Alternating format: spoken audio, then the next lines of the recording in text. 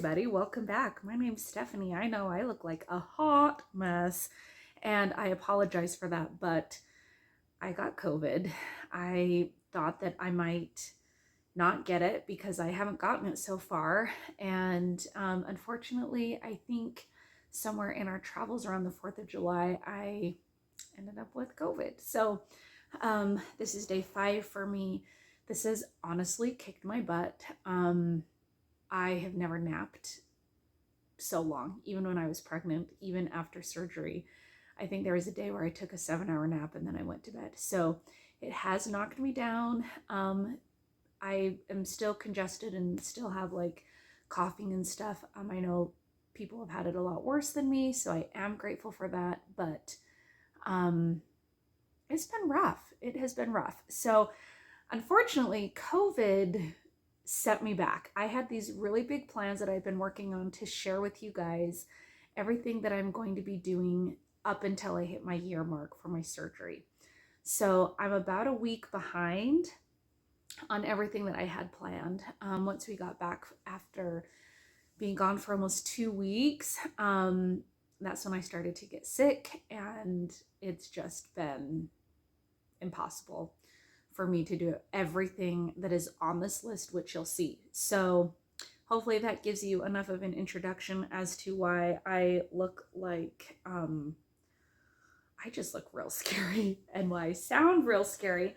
But I'm excited to show you what I'm going to be doing moving forward, even if it's not perfect, because life is never perfect. Every time, you try to make something perfect, it's like you're doomed from the beginning. At least that's how it is for me, because life happens and I'm just kind of a go with the flow kind of person. So I'm going to share with you my goals, talk about how I'm going to just go with the flow, and if that interests you, go ahead and keep watching. Okay, so I made all of the goals that I want to do for the next 60 days. So basically, my surgery journey has looked like this. I was 100% perfect on my pre-op diet, which was 2 weeks of 2 protein shakes a day. That's it. Every pre-op diet's going to be a little bit different. Some pre-op diets you get to have protein, vegetables. Some pre-op diets you get to have a certain amount of calories. Mine was straight up liquid, like water, Gatorade, sugar-free Jello, broth, and then I got to have 2 protein shakes a day. And honestly, I think that has been the hardest part of this whole surgery thing. I had VSG here in the States, in Idaho, through Idaho BMI. Dr. David Brown was my surgeon, and I had it on September 7th of 2021. So I am just about 2 months away from hitting 1 year anniversary. I am down 102 or 103 pounds as of today. So I was 100% on my pre-op diet. And then after surgery, I was like, I'm not cheating. I'm going to be perfect. I'm going to make it 1 year and hit all the things. And that didn't happen for me. I've been pretty compliant, but I've also had moments where I have gone back and eaten some of my old favorite foods. I've had moments where I'm just mindlessly snacking.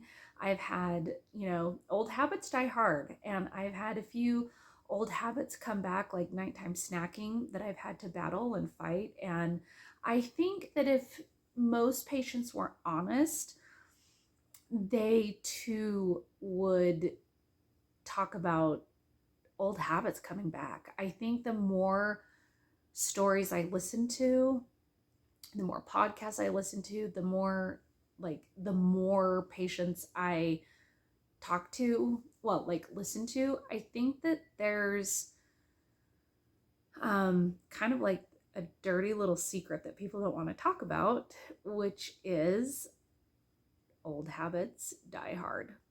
For me, that would be snacking at night, and then celebrating. I've noticed that when I'm out of my routine, or there's something, whether it's a date, a birthday party, a barbecue, something like a treat, something celebration wise or something really fun, I'm like, I want to participate. I get really bad food FOMO, and that has always been a thing for me. So I've had my fair share of lessons to learn on this journey. One of the biggest things that has helped me overcome that is my daily walks. So that is actually on here. There is something that has been super transformative and powerful about doing a walk every day. So I don't do the walking for physical, like physique changes. It is 100% mental. So now that I'm 10 months out, I feel like I've seen lots of different sides of myself. I've seen sides of myself where I'm like, why did I eat that? That was so pointless. I've seen the sides of myself where I'm like, I've had like a perfect day. I did all the things. I resisted this. I planned ahead. I didn't have a cookie. I didn't have dessert at this. I reached my goal. I've had a lot of success. And then I've had other moments where I'm like, did I just binge? Is it possible to binge after surgery? Like, what the crap was that? So I feel like I've definitely played with fire a little bit, and then I've come back to the safe side, and I feel so confident 10 months out saying that I know what I have to do every single day, or what a good day looks like for me in order to be successful. I have figured out where that line is of like too strict, not strict enough, but consistency. That's one thing that I think is more important than perfection, is consistency. So what I'm going to be sharing with you are the things that I try to be consistent about, not necessarily perfect with. So first of all, well, some of these I'm like, yeah, I got to be pretty perfect with that.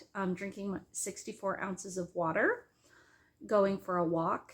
I shoot for a 30-minute walk. I have a loop that I do. It's 1.5 miles, and it's gotten so much easier for me to do that loop that honestly, I enjoy jogging it. So most of the time, I'll just jog most of it, some of it, I don't know, whatever my body is saying.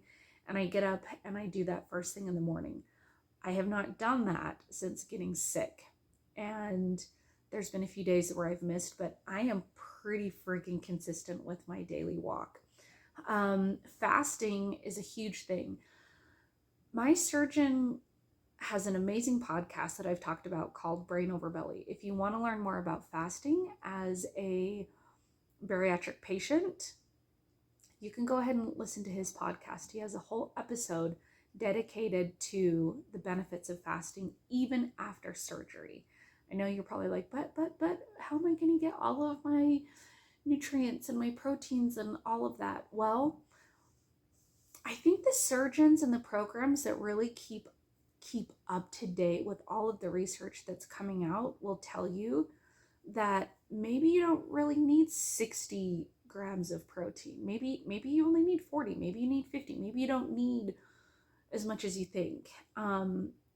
But it's proven that there's a lot of benefits to fasting. I find that the days that I'm doing my fasting and I'm only eating one big meal and maybe another snack, I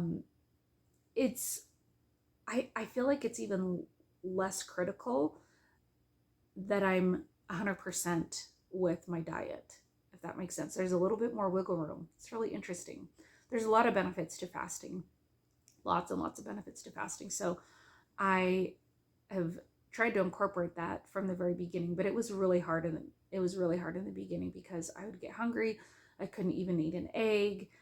I just felt like I couldn't get enough, and then I'd be hungry a couple hours later. But I have kind of figured out a way for me to be successful at fasting, and a lot of it is just mental. Like, am I really hungry? Can I go a little bit longer? Because eating is fun, and eating breaks up the day, and eating breaks up the boredom, and eating is good. And it's like, oh, I think I'll have a little taste of that. I'll have a little, sneaky snack of that. So the fasting really is like a mental thing. And once I finally started pushing myself, like really pushing that belief, am I really hungry? Have I had my at least 1 liter of water before I have food? Or am I eating kind of more just for pleasure? So fasting until 3 p.m. that's just a general guideline. I might be able to fast longer. I might break my fast a little bit earlier, but that's kind of my goal. 60 grams of protein. I put this on here, and it really should just be adequate protein. There's plenty of days where I don't hit 60 grams of protein. There's other days where I go more than 60 grams of protein. I'm not strength training. I'm not lifting any kind of weight. So there's no, I don't think that there's any real harm for me to eat less than 60 grams of protein. And again, if you're listening to surgeons who are like up to date and saying, well, new studies say this, new studies say that, most of them, at least ones that I've listened to, say that 60 can be an arbitrary number. So I'll just say that. Talk to your doctor, follow your program. But that's just a reminder for me, if I'm tracking, to look at how much protein I've had, because maybe I'm way under. If I'm tracking, maybe I've only had 20 grams of protein and maybe I need a little bit more. It helps me double check that if I'm listening to my body, that I'm truly listening to what my body needs. And if there are, if there's static in that signal from my body and what I feel like I need, if the message is getting a little bit distorted, I can look to see how much I've actually had, because I don't always trust my intuition with what I need. No added sugar, no sugar. I'm not eating fruit. Now, don't let me like trick you into thinking that I've been perfect this whole time. I have not. I have had plenty of sugar. I've had plenty of carbohydrates. I don't claim to be perfect at that. I've had more than a bariatric patient 10 months out probably should have had. Interesting, since the surgery, I don't have a sweet tooth the way that I used to, but I get excited when I'm around, like I said, the celebration, the FOMO, and those are most of the times that I've had sweets is when it's in conjunction with like some like a special occasion. Day to day, I don't get really that sweet tooth. I do crave more salty things like crackers, chips, tortilla chips, queso, like chicken nuggets, French fries. Like, oh, I still love to just like steal some French fries from my kids when you go through the drive-through. So the sugar thing, gosh, I just think that sugar is a really slippery slope. And since I'm in like that last 60 days before I hit that 1 year mark, I'm like, why not? Let's just go 60 days without sugar. So that is why I'm focusing on that one, not to demonize sugar or carbs or anything, but I've got like 2 more months in that like magic window. And I just want to push myself a little bit. And then I put on here 12,000 steps, but really I think 12,000 is, that's what I've been doing for a couple of months. So I just changed it on here to 15,000 steps. So those are my goals. And I printed it off on this little habit tracker. And I love the idea of planners, but I just printed out a few different varieties, because I'm like, well, what if I get tired of, tracking it this way? I wanted to try a few different ways. So I've got 2 months to track these things. So my surgeon doesn't require me to log my food, but I do find that if I'm working towards a specific goal, tracking is a great thing for me personally to do, to get that honest feedback. So I'm looking at my tracker as a way to just be like, okay, how much, did I get my protein? Was I over on the carbs? Did I, it just helps keep me accountable. My hips are really bad. I keep changing positions. I am seeing a medical massage therapist for this hip pain. Anyway, it is bedtime. So what I'm going to do is I'm going to break this video up into sort of, this is going to be introduction to what I'm doing for the next 60 days. And then in the next few days, I don't think I will vlog every single day, but what I'll probably do is do like maybe a week or every few days, I'll do a what I ate today sort of video so that you can see what I'm doing. It'll give me a chance to stay accountable. And like today, how many steps did I have? I wasn't even wearing my Fitbit the whole day. It says 9,000. I'm sure I got at least 10,000, and I didn't even go for a walk today. But right now, rest and recovery is most important for me. But I'll go through everything that I hit. I got my water. I did not go for a walk. I did not fast until 3. I broke my fast at 11:30. I'm probably pretty close to my 60 grams of protein. I'll have to double check my tracker. Did not have any sugar today, and I did not get my 15,000 steps. But my net carbs, I think, was 3 or 4 net carbs. I'll have to look at the final of my tracker. So that's the other thing, is my surgeon is not like standard American diet kind of guy. It is meat, eggs, cheese, some non-starchy vegetables. He doesn't even recommend that I do bars, protein powder, protein shakes. It's like real food for the most part. Have I been 100% on that? Hey, H-E Barbie legs, no. Do I kind of wish that I would have been a little bit better that way? Yes, I do. I think his program is phenomenal. It's tough. It's strict, but it's strict for a reason. But I think that you can develop some shame around food when you're given this list of like, only eat these things. And then if you're like me and you're a people pleaser and then you mess up and then you just like beat yourself up. I think that for me, I've had to find my own little thing that works for me so that I'm not feeling guilt and shame when I'm not perfect. And it's not like they tell me you have to be perfect or you're not going to be successful, but that's kind of the message that I heard in the beginning. And now that I'm 10 months out, I feel like I'm at peace. I'm really at peace with the things I'm doing. I'm at peace with my progress. I'm at peace with the fact that I've had some slip ups and I've probably gotten in my own way from being as successful as I could have been if I would have been a little bit more strict. But I also have to give myself a ton of credit for the things that I have done, the changes that I've made, the discipline that I have shown and proven to myself that I have. So I'm really happy with where I'm at. I am super proud of myself.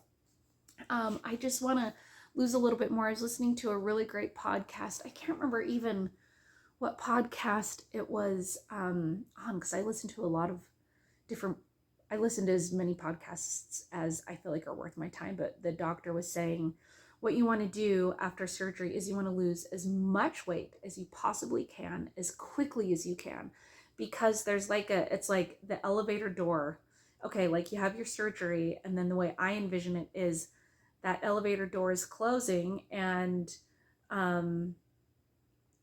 you have that about 12 months, maybe a little bit longer, but definitely not past 18 months to reset your body's set point. And I want my set point to be in the 150s.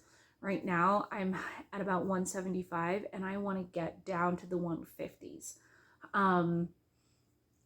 If I get smaller than that, like fine, great, woohoo. I'm able to do all of the things that I want to do, but I still have some excess body fat. Like I still have fat. Like I'm not to the just loose skin stage of the game. So I still have weight to lose.